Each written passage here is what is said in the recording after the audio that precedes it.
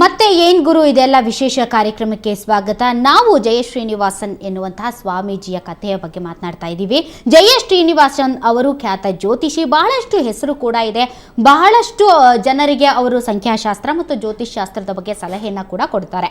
ಆದರೆ ತಮ್ಮ ಜೊತೆ ಇದ್ದಂತಹ ಅಸಿಸ್ಟೆಂಟ್ಗೆ ವಶೀಕರಣ ಮಾಡಿ ತಮ್ಮ ಸೆಳೆತಕ್ಕೆ ಒಳಪಡಿಸಿಕೊಂಡು ನನ್ನ ಒಂದು ಸಂಸಾರಕ್ಕೆ ಬೆಂಕಿ ಹಚ್ಚಿದ್ದಾರೆ ಅಂತ ಆರೋಪ ಮಾಡ್ತಾ ಇದ್ದಾರೆ ಕುಮಾರ್ ಅವರು ಸ್ವತಃ ನಮ್ಮೊಂದಿಗೆ ಸ್ಟುಡಿಯೋದಲ್ಲಿದ್ದಾರೆ.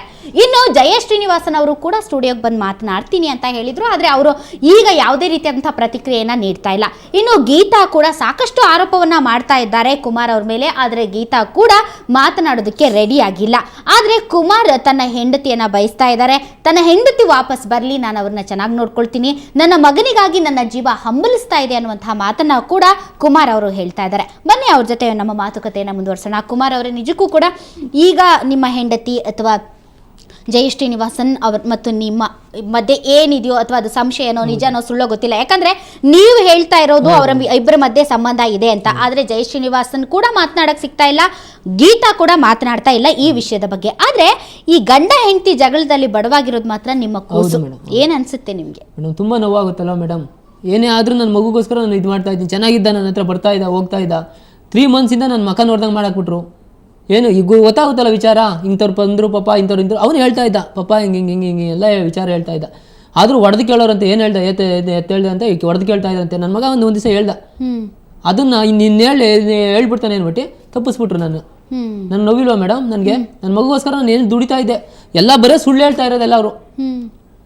ಯಾರು ಗಂಡೀರು ಇವತ್ತು ಎಷ್ಟೋ ಜನ ಗಂಡೀರು ಬಿಟ್ಟರೆ ಇದನ್ನ ಮಾಡ್ಕೊಂಡು ಇದು ಮಾಡೋಣ ಅಂತ ಇರ್ತಾರೆ. ಹುಡುಕ ಗಂಡ ಆದರೂ ಚೆನ್ನಾಗಿ ಪರವಾಗಿಲ್ಲ ಅಂತಾರೆ. ಅಂತ ನಾನು ಏನು ಮಾಡಿದ್ದೀನಿ ಅವ್ರಿಗೆ? ಏನಕ್ಕೋಸ್ಕರ ಡ್ರೈವರ್ ಅಪ್ಲೈ ಕೊಡ್ತೀನಿ? ಡ್ರೈವರ್ಸ್ ಕೊಡಲ್ಲ. ನನ್ನ ಮಗು ನಾನು ಕೊಡಲಿ, ಇಲ್ಲ ಬರಲಿ, ಆಯಿತು ತಪ್ಪಾಗಿದೆ, ನೀವು ತಪ್ಪು ಮಾಡ್ಬಿಟ್ಟಿದ್ದೀರಾ ಅಲ್ಲ. ಯಾಕೆಂದ್ರೆ ಗೊತ್ತು ಎಲ್ಲರಿಗೂ ತಪ್ಪು ಮಾಡಿದ್ರು. ನನ್ನ ಬಾಮ್ಮ ಇದ್ದ, ನನ್ನ ಅತ್ತೆ, ಇವರೆಲ್ಲ ಸಪೋರ್ಟ್ ಇರೋದ್ರಿಂದ ಮಾಡ್ತಿರೋದು ನೀವು. ಇವತ್ತು ನನ್ನೇ ಹೋದ್ನಲ್ಲ ಸ್ಟುಡಿಯೋ ಹತ್ರ, ನೀನು ನನ್ನ ಬಾಮ್ಮ ಇಷ್ಟು 8 ತಿಂಗಳು 9 ತಿಂಗಳು ಅಂತ ಆಯ್ತಾ ಹೇಳ್ತಾ ಇದೆಯಲ್ಲ, ಅವ್ರಿಗೂ ನಂಗೆ ಪರಿಚಯ ಇಲ್ಲ ಅಂದ್ಬಿಟ್ಟು ನಮ್ಮ ಮನೆ ನಂಬರ್ ನಿನ್ಗೆ ಹೆಂಗೆ ಬಂತು? ಫೋನ್ ಏನಕ್ಕೆ ಮಾಡ್ಕರ್ದೆ? ನೀನು ನಾನು ಮಾತಾಡ್ಬೇಕು. ಅವ್ರನ್ನ ನಾನು 3 ನಾನು ಮಾತಾಡಕ್ಕೆ ಕರೆದಿರೋದು. ನೀನು ಬಂದು ನನ್ನ ಹತ್ರ ಮಾತಾಡಬೇಕಾಗಿತ್ತು. ತಪ್ಪಿಸ್ಕೊಂಡೇ ಕೊಡೋದೆ ಕಾರಲ್ಲಿ. ಇವತ್ತು ನನ್ನ ಮಗನ ನೀನು ದೂರ ಆಗಿದ್ರೆ ನಿನಗೂ ನಿನ್ನ ಮಗ ಇದ್ದಾನೆ, ದೂರ ಆದೇ ಆಯ್ತು. ಇವತ್ತೆಲ್ಲ ನಿನ್ನ ಹೆಂಡತಿ ಗೊತ್ತಾಗೇ ಆಗುತ್ತೆ ಇಂಥದ್ದು ಇಟ್ಟಿದ್ದಾನೆ ಅಂದ್ಬಿಟ್ಟು. ನಾನು ಆಲ್ರೆಡಿ ರಾಜರಾಜೇಶ್ವರಿ ಸ್ಟೇಷನಲ್ಲಿ ಕಂಪ್ಲೇಂಟ್ ಮಾಡಿದ್ದೀನಿ. ಹೆಚ್ಚು ಕಮ್ಮಿ ಆದರೂ ನೀನೇ, ನನ್ನ ಜೀವಕ್ಕೆ ಏನಾದರೂ ಹೆಚ್ಚು ಕಮ್ಮಿ ಆದರೂ ನೀನೇ.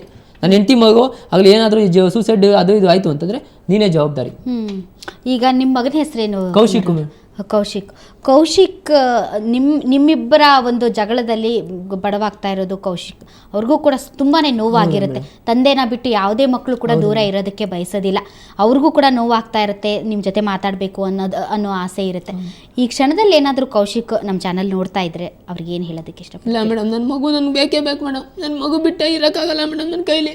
ಅವನಿಗೋಸ್ಕರ ಜೀವ ಮೇಡಮ್. ಅವನಿಂದ ನಾನು ಬದುಕ್ತಾ ಇದ್ದೀನಿ ಮೇಡಮ್. ಅವನಿಲ್ಲ ಅಂದರೆ ಅನಾಥ ಆಗ್ಬಿಡ್ತಾನೆ ಅಂದ್ಬಿಟ್ಟು, ಇಲ್ಲ ಅಂದರೆ ಯಾವತ್ತೂ ನಾನು ಸೂಸೈಡ್ ಮಾಡ್ಕೊತಾ ಇದ್ದೆ ಮೇಡಮ್. ಅವನಿಗೋಸ್ಕರ ಬದುಕ್ತಾ ಇದ್ದೀನಿ.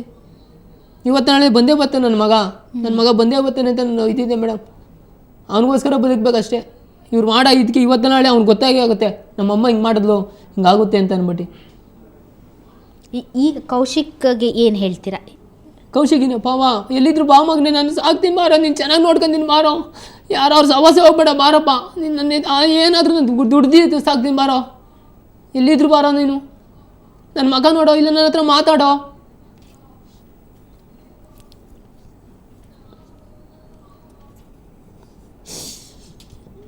ಯಾಕೆ ಈ ಥರ ಕರ್ಮ ಹೊತ್ಕೊಳ್ತಾಳೋ?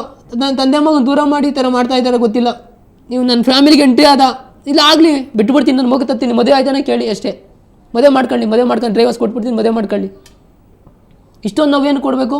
ಜನಗಳಿಗೆ ಮೋಸ ಯಾಕೆ ಮಾಡಬೇಕು? ಅಮಾಯಕರಿಗೆಲ್ಲ ಮೋಸ ಮೇಡಮ್. ನಾವು ದಲಿತರು, ನಮ್ಮ ದಲಿತರನ್ನ ಯಾರನ್ನ ಈ ಥರ ಮಾಡ್ತಾನೋ ಗೊತ್ತಿಲ್ಲ. ಅವನು ಇಂಥವ್ರನ್ನ ಟಾರ್ಗೆಟ್ ಮಾಡಿ ಮಾಡೋದು, ದುಡ್ಡು ಹಣದಾಸ್ತಿ ತೋರಿಸೋದು, ಏನಾರು ಮಾಡೋದು. ನಿಮ್ಮ ಹೆಂಡತಿ ಅಂದರೆ ನಿಮ್ಗೆ ತುಂಬ ಇಷ್ಟ ಮೇಡಮ್. ನಾವು ಅಷ್ಟು ಚೆನ್ನಾಗಿದ್ದ ಮೇಡಮ್, ಅಂದರೆ ಇನ್ನೇನು ಏನೇ ಕಷ್ಟ ಆಗಿರಲಿ, ಹಿಂಗಾಯ್ತು ಅಂತ ಇಬ್ಬರು ಹಂಚ್ಕೊಂಡಿದ್ದ 10 ವರ್ಷ. ಸಡನ್ನಾಗಿ ಈ ಥರ 6 ತಿಂಗಳಿಗೆ ಈ ಥರ ಆಗಬೇಕು ಅಂದರೆ ಕಾರಣ ನೀನೇ. ಈಗ ನಿಮ್ಮ ಹೆಂಡತಿ ನಿಮ್ಮ ಮೇಲೆ ಬಹಳ ದೊಡ್ಡ ಆರೋಪ ಮಾಡ್ತಾರೆ ಕುಮಾರ್. ಅದನ್ನೆಲ್ಲ ಕೇಳಿದರೆ ಏನು ಅನಿಸುತ್ತೆ? ನೋವಾಗುತ್ತೆ ಮೇಡಮ್. ಅದು ಏನು ಮಾಡಿದ್ದೀನ ಇಲ್ವಾ? ಹೌದು, ಏನೋ ತಪ್ಪು ಮಾಡಿರ್ಬೋದು, ಯಾವುದೋ ಏನೋ ತಪ್ಪಾಗಿರ್ಬೋದು, ಅದು ಕೇಳ್ಬೋದಾಯ್ತಲ್ಲ ಅವತ್ತೇ. ಇವಾಗ 6 ತಿಂಗಳಿಂದನೇ ಬೇಕಾಗಿತ್ತು ಇವೆಲ್ಲ.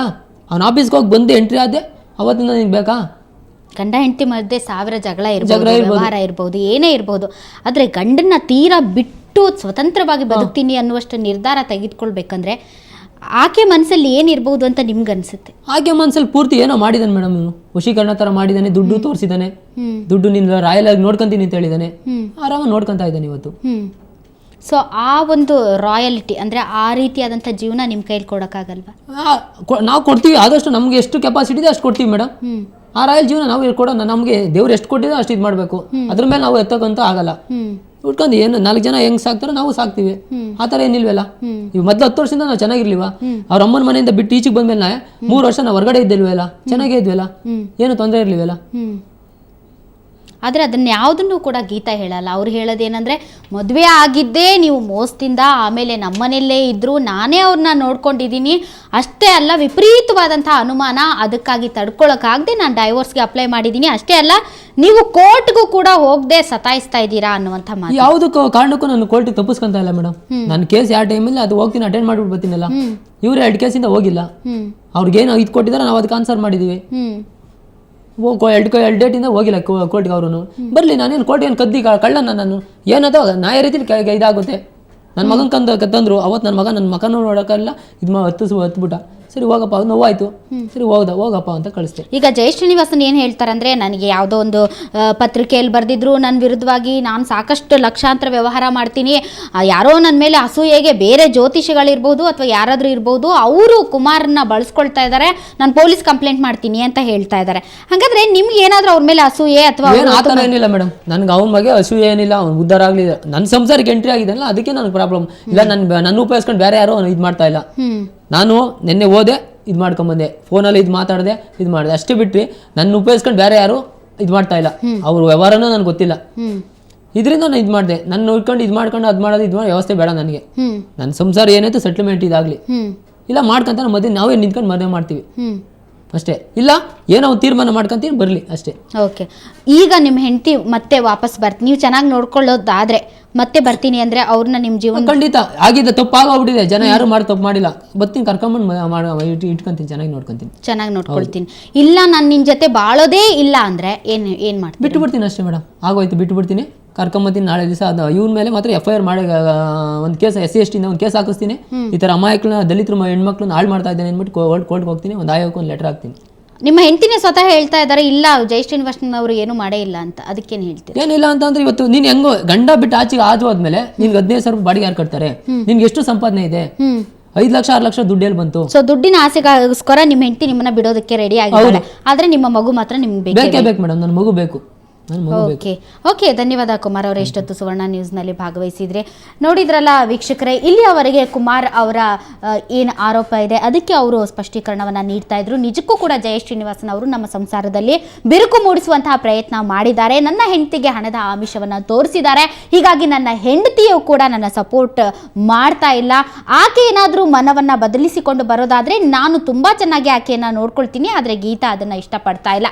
ಇನ್ನು ಮಗ ಕೂಡ ನನ್ನ ಮುಖವನ್ನು ನೋಡ್ತಾ ಇಲ್ಲ. ದಯವಿಟ್ಟು ನನ್ನನ್ನು ದೂರ ಮಾಡಬೇಡಿ, ನಾನು ಹೆತ್ತ ತಂದೆ, ನನ್ನ ಮಗನನ್ನು ಸಾಕುವಂತಹ ಯೋಗ್ಯತೆ ಮತ್ತು ಜವಾಬ್ದಾರಿಯನ್ನು ನಾನು ತಗೊಳ್ತೀನಿ ಅನ್ನುವಂತಹ ಮಾತನ್ನ ಕುಮಾರ್ ಅವರು ಹೇಳ್ತಾ ಇದ್ದಾರೆ. ಆದರೆ ಈ ಪ್ರಕರಣ ಮುಂದಿನ ದಿನಗಳಲ್ಲಿ ಯಾವ ರೀತಿಯಂತಹ ತಿರುವು ಪಡೆಯುತ್ತೆ ಅನ್ನೋದನ್ನ ಕಾಲವೇ ನಿರ್ಧರಿಸುತ್ತೆ ಅಂತ ಹೇಳ್ತಾ ಈ ದಿನದ ವಿಶೇಷ ಕಾರ್ಯಕ್ರಮವನ್ನು ಮುಗಿಸ್ತಾ ಇದ್ದೀವಿ. ಕ್ಷಣ ಕ್ಷಣದ ಸುದ್ದಿಗಾಗಿ ಸುವರ್ಣ ನ್ಯೂಸ್ 24/7 ನೋಡ್ತಾ ಇರಿ.